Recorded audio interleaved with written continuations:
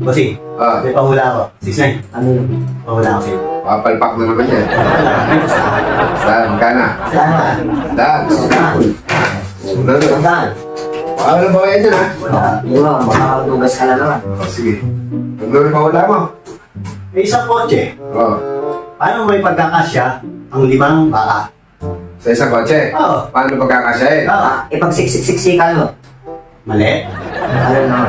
Hindi. Pagpatong-patong mo yung 5 baka sa isang kotse. Ano yun? Ice cream? Mali. Paano ba? 2 sa harap. 3 sa likod. Ano yan? Ay, hindi. Kaya, Ano ba? Makakabawi eh. Nagtatanong eh. Sige. O, isang daan eh. Makakabawi kami ba? Saan? Oo. Ano rin? Nabubulaan mo kami. O, ako naman magtatanong. O, sige. O, meron akong 5 kabayo. Paano may pagkakasya yun doon sa kotse? Simple lang. Ano? 2 sa harap. 3 sa likod. Mali, mali, mali. Pwede...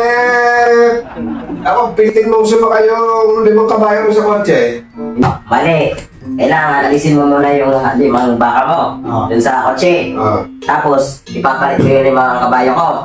Yung 2 kabayo ko dun sa harap ng kotse. Tapos yung 3 dun sa likod ng kotse. Teka mo na, di yata ako nakakabawi. Magaling ka na ba? 300 lang. Kaya magkano yan? 200. Pataya mo na yan, oo. Oo. Paano makabawi ako? Tano ko eh. Pataya mo na ito, may 300 mo. 200 mo, 200, 200 lang eh. 200. 200. Ano kung tatanong? Follow ko eh. Sige, ikaw naman. Sige, ganito ha. Yeah. Tubo pa. Ngayon, kayong dalawa, may nakikita kayong building. Opo. Building. Hindi. Ngayon, paano nyo malalaman na sa building na yon ay may 5 kabayo? Simple lang. Ano? Buksan mo yung bintana. Hindi, may aircon yun, may kurtina yun. Ikaw. Sirit na ako. Para makita nyo kung may 5 kabayo na sa loob ng building, kapag nakita nyo na nakaparada yung kotse na nagsakay doon sa 5 kabayo. Siyempre, nakaparada rin yung kotse na nagsakay sa 5 kabayo.